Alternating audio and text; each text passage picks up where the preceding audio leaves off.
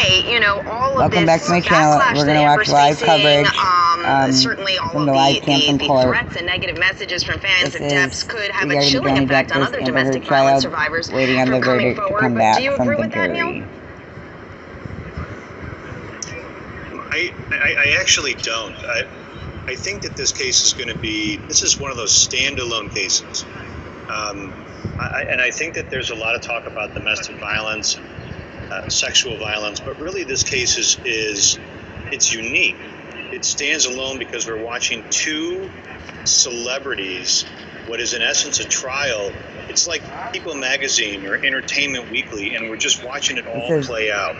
I think this trial is really more about whether or not people who are celebrities, how they live their life, whether they're capable of lying, whether they're capable of telling the truth, and to what degree people are gonna, and how they convey themselves.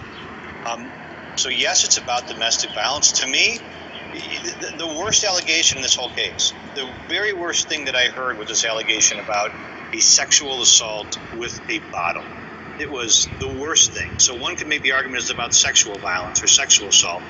And I think part of this case, ultimately, that jury instruction that the judge, the jury question that the judge answered, where she said that headline is the statement.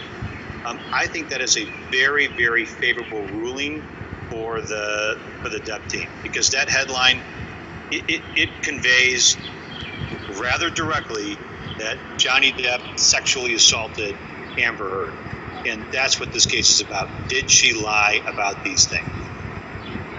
Yeah, interesting. And I do agree with you that I think this is sort of a one-off case because these are celebrities and there is so much in this story. There are so many details that, I mean, are just so out of the realm of reality for normal people that are not in Hollywood and not celebrities. This actually leads into a clip that we want to replay now, because a big part of the testimony obviously is this question of whether or not Amber Heard sustained real and physical injuries, as she said she did. During one of the domestic dispute calls that police received back in 2016, two police officers actually showed up at the couple's apartment, their penthouse, and they said that they didn't observe any physical injuries. Let's listen to Officer Tyler Hadden, who was one of the officers, along with Officer Melissa Sins. Both of them responded to the penthouse that 2016 night. During your investigation, you had other reasons to believe what was true. That it was a verbal dispute. And what did you have during your investigation that created in your mind evidence that it was only a verbal dispute? After discussing the investigation with my partner at the scene, the Ms. Heard refused any medical treatment and had no visible injuries. There was no sign of struggle, and the victim, or correction, the witness that was there that I spoke with was uncooperative as well. Anything else? At this time, that's all. Question, during the entire time you were at the penthouses during the incident, did you witness any bruises on Ms. Heard? And there was not a response. I did not observe any injuries on Ms. Heard.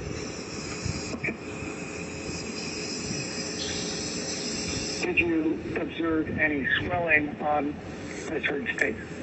I did not.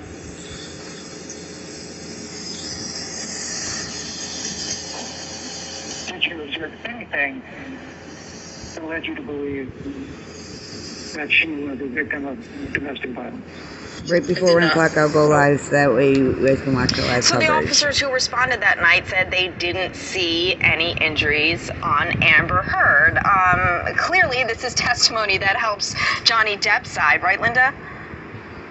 It's kind of important, Stacey, to understand that if the jury is looking for independent corroboration, right, who better to go to than two sets of police officers who came to that apartment? And also you have the SeaTac incident on that the Depp people presented on rebuttal, the airport security or police officer, former police officer who saw Amber Heard being aggressive. So that I think that those independent witnesses may be very important when the jury says, okay, who here is telling the truth? And what don't we have? We don't have independent witnesses about the alleged terrible assaults that Neil mentioned, the assault with the bottle, supposedly she was bleeding and never sought medical attention. So I think when the jury deliberates, those things will become more important. Right. I mean, absolutely. It's her word there. Here we have the officer showing up. But there is a friend of Amber's, who did say that he noticed injuries. Let's listen to the testimony from Joshua Drew. These are photos taken of her the night of the incident. Who took the photos? Some were taken by me, some were taken by Raquel. And when you say the night of the incident, 21. and are you sitting here today, can you distinguish which were taken by you, which were taken by? No. Were you present when they were all taken? I can't say that definitively. Okay. Were you present when photos were taken of Ms. Heard's face, like you see on the first page of this? Yes. And is this image of Ms. Heard's face on May 21 consistent with your recollection of what her face looked like? Yes.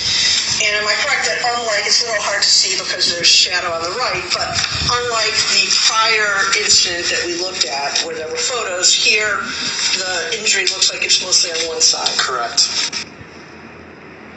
So Amber's friend Joshua Drew testifying that he does remember seeing some bruises. This after the officer said they didn't notice any injuries. How did these two testimonies play against one another, Janine?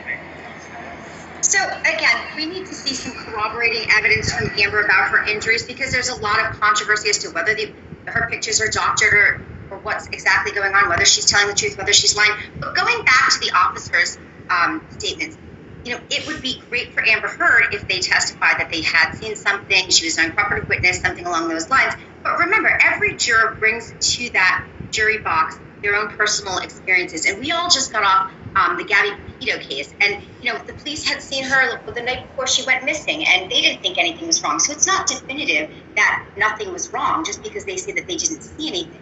And, she did have her sister, she had her makeup artist, she had this friend of hers testify. But again, there's really kind of an issue because with all the pictures, the tons of pictures that she has taken and videos that she's taken of Johnny Depp, pictures of the mirrors, you would think she would have more, to show, and she doesn't. A good question, actually, from Twitch, from Nabia Ziz, who said, Amber happened to mention in one of her testimonies she always wears makeup when she goes out, and she talked about, having like a color reel of makeup to describe bruises, to disguise bruises, I should say. Why did she not wear makeup when she went to get her TRO, with coincidentally the paparazzi appearing the same day as well? So the question is, did she say in her testimony, Anjanette, why didn't she wear makeup that day to the court? I believe she said she forgot. It was like the only day she forgot, and she said the following day, and this was on the rebuttal cross-examination by Camille Vasquez. Camille said, well, you had the bruise on the TRO day, right? Yes. And then she put up a picture of she and Rocky Pennington the next day in which they had their arms around each other, they were laughing, there was no bruise. And Camille said, but you didn't have the bruise that day, and she said, well, I was wearing makeup. So she's claimed this is part of her daytime routine, the morning routine. She always puts it on in the bathroom in the morning and all of this, but the one day she goes with a bruise to the courthouse to request the TRO, she says she forgot to put on the makeup. And I mean, look, it makes sense that it almost makes sense why she wouldn't. She's going to court for a restraining order. Look what happened to me, here's the bruise. So, whether or not she in fact tipped off TMZ, as Depp's team alleges she did, and as others have insinuated, it is regardless, but, she's a celebrity, and LA, the paparazzi are everywhere. She's going to ask for a restraining order, and she's going to show off the bruise. I do think it's important to point out, though, that I think that if you want to avoid paparazzi, you can, but a lot of times I think that when we see stuff on TMZ, I think sometimes publicists and stuff like that do tip people off, so their client will be photographed and will get some publicity. So I think these things do, it's kind of like a love-hate relationship with the paparazzi. Yeah, for sure. I agree with you. Listen, we have to take another quick break, but when we come back, many more good questions from our viewers coming up. Stay with us. We'll be right back.